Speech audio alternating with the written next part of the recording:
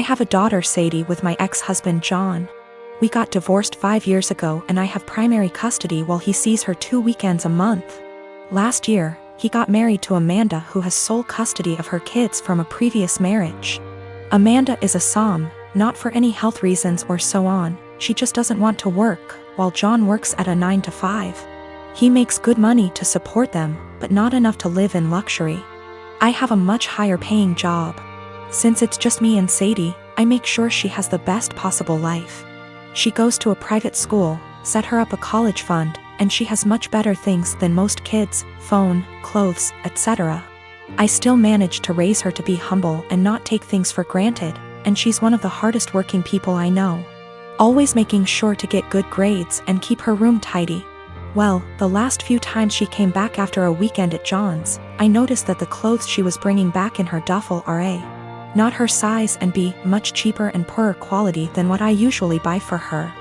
I asked her why that is, and she told me that while she's at her dad's, Amanda takes away her nice clothes and gives them to her kids while Sadie gets the clothes they buy from Target. I asked her if she wanted them back, but she said she didn't mind sharing since all her favorite clothes were kept here. The problem came when I went to pick her up last weekend. I had a business meeting and couldn't drive her over, so Amanda offered to just pick Sadie up from school, which hadn't happened before. When I got there on Sunday, John and Amanda asked me to sit down with them, and when Sadie came to hug me, Amanda sent her to her room quite harshly, saying her punishment wasn't over yet. I was confused because Sadie very rarely misbehaves. They sat me down in the kitchen and said that it was unfair for Sadie to be going to a private school while her kids go to a public one. So they decided that Sadie would be pulled out of private school and put in the same school as the girls. They also said I should keep up Sadie's punishment because when they told her, she blew up at them, told them it wasn't fair, and yelled that Amanda and her kids weren't even her real family, that all they did was steal. I told them in no uncertain terms to off. I would not be pulling my child out of a school she likes, away from her friends, because they can't afford it. I told them they could easily make as much money as me if Amanda started working in her field because she has the qualifications, and the job market is very good. I told them their money problems are not my issue, and if Sadie's items get stolen again or they try to pull her out of school, I'll be taking this to court. They've been blowing up my phone ever since, calling me a selfish. And after telling the story to a friend, he told me I was rubbing my success in their face. But I still don't feel like I did anything wrong. I got temporary guardianship while waiting for a court hearing. We're going to try to get full custody and have John get 1 day a week of visitation, supervised for at least the first few months, and no contact with Amanda or her kids.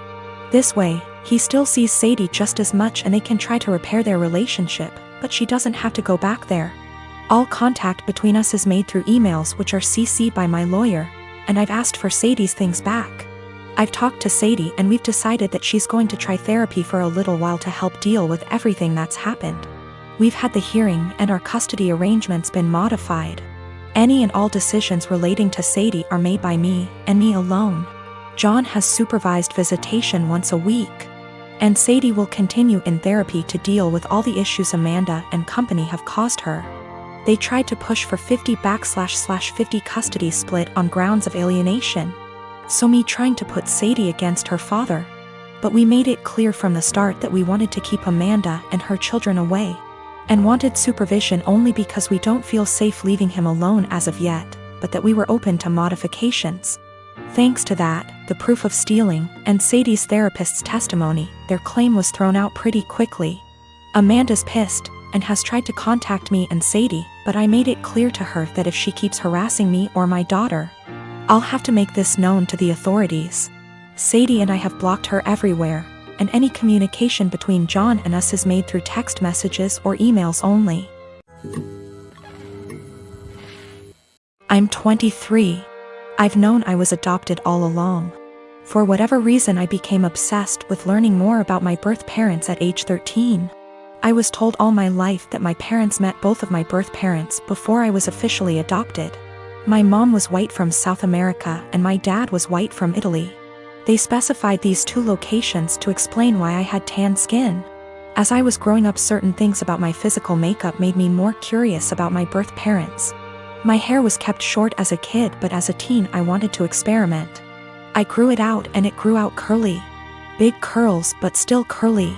This upset my parents, so they asked that I not grow it out. When I moved away for college, I began to let it grow again. I met my girlfriend in school. She is Black American, so she also helped me care for it. She once braided my hair before I FaceTimed my parents, who lost it on me for wearing it that way. Throughout my time in school I still searched for my birth mom, but would always come up empty. My girlfriend hinted that there must have been a mistake with the information, even down to the name my parents claimed I had before they adopted me. She gifted me a DNA kit on my birthday that I didn't get around to until the lockdown hit. I didn't think anything would come of it because my parents weren't American, so I didn't know if it would work that way. So I sent it out of boredom and got my results weeks later, which have changed everything. I'm Black and Middle Eastern. I have light skin and my curl pattern is so loose that I hadn't considered it a sign before. I have ancestral ties to Iran, which can explain a more European facial structure. I'm sorry for my wording, I'm still learning. I sent my GF a screenshot and she called me right away. We were both stunned, though she long suspected. I tried to believe that my parents were innocently misinformed, but my girlfriend kept pointing out the inconsistencies. My parents claimed to have met my birth parents, therefore they couldn't have mistaken them for white. I confronted my parents, who became enraged at me for doing a DNA kit. I was very angry, yelling, swearing. They robbed me of my identity and hindered my search with their lies. My mom told me through tears that my racial background comes with a stigma that I passed, so she wanted me to have an easier life fitting in. My dad yelled at me that I had to abandon what I just learned. I rage broke my phone and left. My siblings have been hitting me up on social media, reprimanding me for being upset because our parents' reasoning is sound. I do pass. I did have an easy life. I'm not asking to be part of a struggle all of a sudden. I just don't think I should have been lied to, and I think their reasoning is bullshit and racist. I'm just supposed to act like 10 years of me searching with the wrong info isn't that big of a deal? My parents admit that my mom was Black. My oldest sister also recalls seeing my mom at some point. Both verify that she was Black. Yes, they could be lying again. I have plans to continue to look into my background. My girlfriend was very hurt by their statements, so I chose to keep us both away from them. I don't understand how.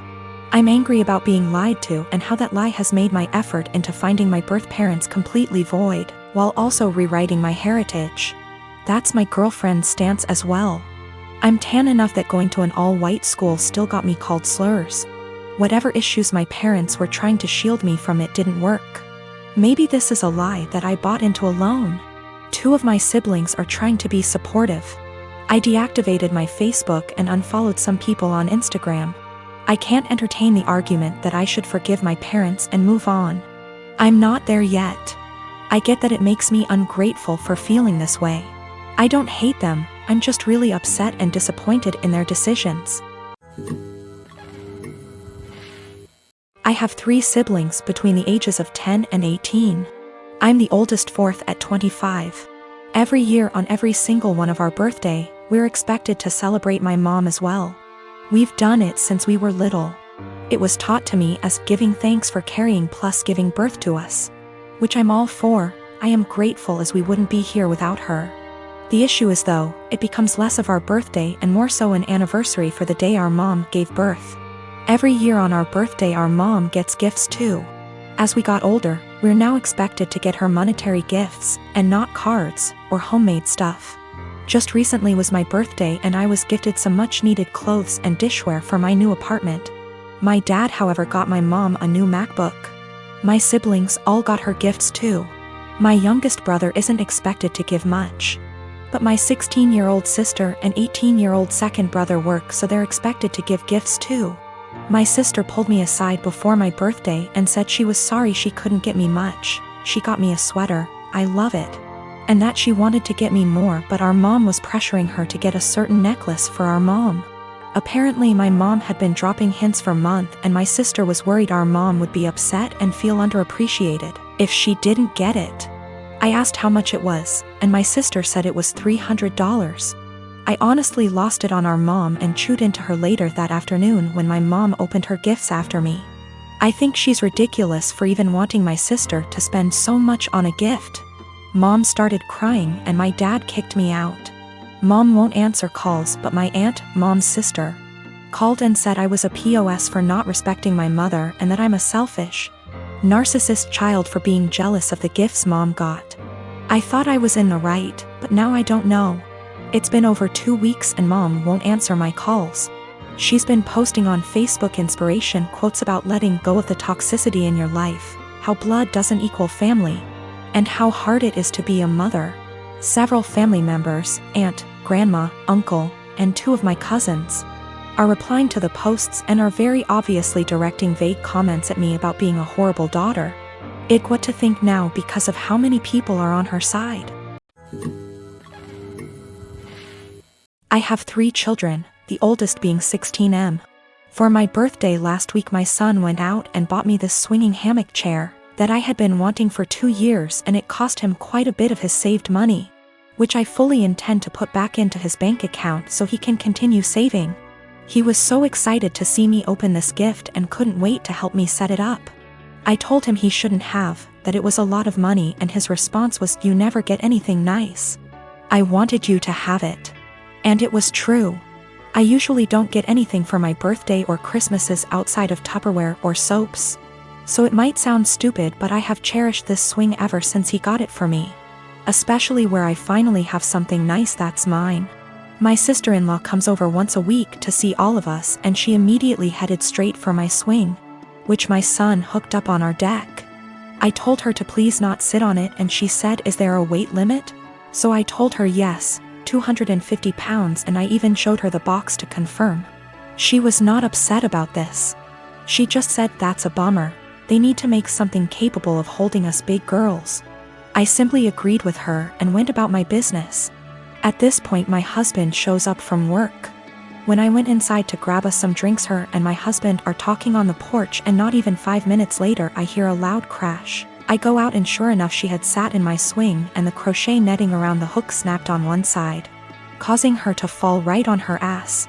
She is sitting there laughing, gets up and says, "I guess I need to learn to listen." So I lost it. As I said above, I literally never get anything nice. Never. This is the one thing that I had that was mine, and it didn't even take someone a freaking week before they ruined it for me. So I said, "I literally just told you not even 20 minutes ago that it would not hold you, and to please not sit in it." She makes some comment about, "Usually the weight limit is a lie." I thought it would hold. So I said, "The weight limit probably would have held if you were only 50 pounds heavier than it, not 150. She is 420-ish lbs because she is one of those girls who eat food on camera for money, and she absolutely loves her weight. But regardless, instead of apologizing or offering to compensate me for my destroyed item, she has resorted to saying I'm a shitbag for making her feel like her weight is a problem and my husband is on her side.